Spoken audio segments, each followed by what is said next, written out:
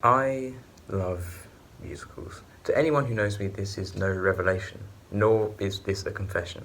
I have no shame, despite the genre being an even more taboo one than horror, which is becoming increasingly mainstream and appreciated, as it should do. So why is the genre such a swear word of a medium? It puzzles me at first glance, but after hearing people's verdicts, it seems characters bursting into song and dance interrupts the immersion of the film. It breaks the fourth wall. You realise it's just a film you're watching and not a tangible reality. To me, this convention only deepens my understanding of the characters and premise, and in no way makes it less real or nullifies the relatability of the characters and themes explored. However, I can understand the complaint, although if that's the case, then where does it end? Can you not relate to the social struggles of Peter Parker, a high schooler who has the alter ego as the most famous vigilante in the world, Spider-Man, just because he can unrealistically crawl up walls and shoot webs?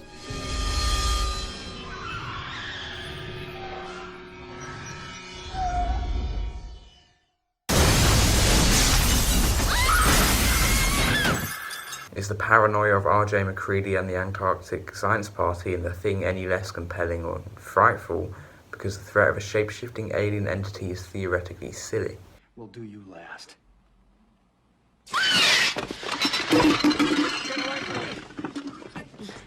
Do you turn off Toy Story the moment Andy walks out the door?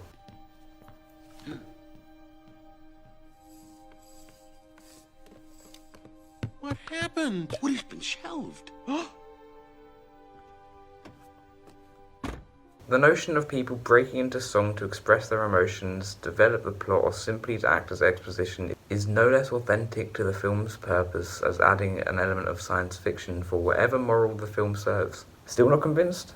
Do you still find it disruptive to the narrative? Then fine. But find solace in all that jazz, a film whose only we're making this up as we go and everybody knows the dance numbers are one after the other at the very end, justified as a hallucination. And for all the cinema lovers reading, it's the most original and enigmatic use of the genre.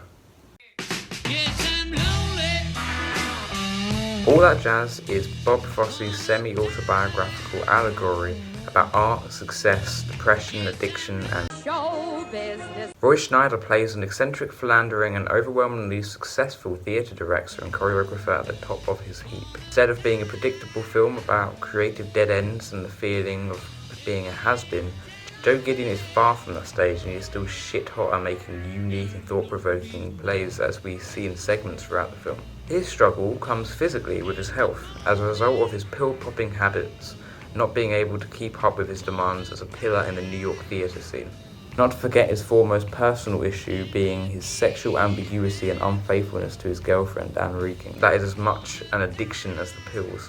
One lazy trope in recent rockstar biopic-type films with similar plots to this one is the cough in a napkin and blood comes out way of showing that these debauchery homosexual celebrities in the 80s have contracted AIDS. Sure, when it was first done, it must have seemed like an innovative way of showing and not telling, but the formula has become as much a familiar language to the filmgoer as dialogue itself. Lazy is not a word in this film's vocabulary. Repetition, on the other hand, is. The film begins with a montage of Joe Gideon doing his morning routine, featuring a specific order of chores. A tradition not quite as exciting as it shows, but nonetheless starring a famous cast of showering, brushing your teeth, pill-popping, and saying "Showtime, folks!" in front of the mirror. This self-same, seemingly mundane interlude of obsessive coherence does much more than count the days and let us know that Gideon is hygienic. It is a fantastically intuitive way of analysing the slow mental and physical decline of the character. As the film goes on, more and more, the simple tasks become a burden as he grows weaker, all until he can't say "it's showtime, folks" without coughing his lungs out. At first, the editing of this montage and everything else felt disruptive and plain wrong, like it was cutting away from the punchline or not giving each individual moment enough screen time to have an impact. However, this was only felt because we are used to a certain editorial rhythm, a comfortable one. Alan Hymes' obscure, Oscar-winning, and acquired approach soon inherits a place in our minds as its own rhythm that manages to describe Gideon's life in a way that is appropriate to his crippling creativity as an artist. One cut that felt the most out of place in context to the depressing diegesis is the very opening shot. It features upbeat theatrical music to backdrop a beautifully lit show busy sign wording a number from Chicago, All That Jazz. Now I believe that this tonally oblivious and not at all self-aware open to be a sneaky prank on newcomers like me. It teases a vibrant, glamorous time and subsequently traumatizes us with a masterclass of subversive psychological character study. Now finally, I'd like to talk about the only guarantee you have provided when you go into a musical: the music.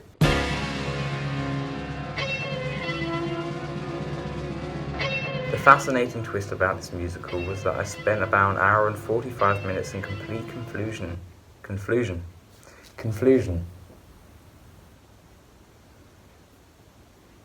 Now I'm confused about confusion. The fascinating twist about this musical was that I spent about an hour and 45 minutes in complete confusion, as not a note of improvised, we already know the choreography somehow, music had been played. However, like I said in the intro to this review, the use of an unrealistic occurrence such as the sing and dance number is justified in this narrative as a hallucination of a theatre director.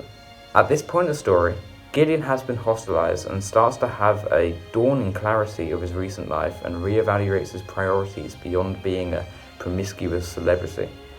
His daughter, girlfriend and ex-wife all perform to him on stage from nowhere as he lays in a hospital bed. Gideon gets directorial notes from a doppelganger of himself in his usual healthy state.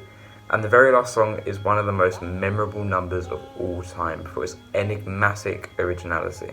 A song that balances being disturbing and flamboyant like no other to homage the film's subject matter, in a way that also critiques it.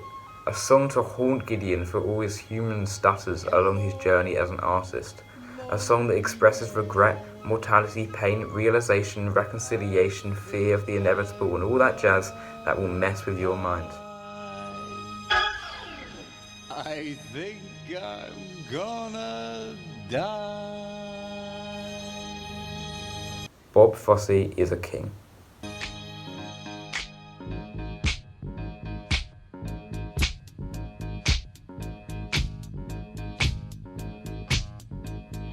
Bye bye love, bye bye sweet caress. Hello emptiness, I feel like I could die. Bye bye your life goodbye. Bye bye my life goodbye. Bye bye your life goodbye. Did I do that?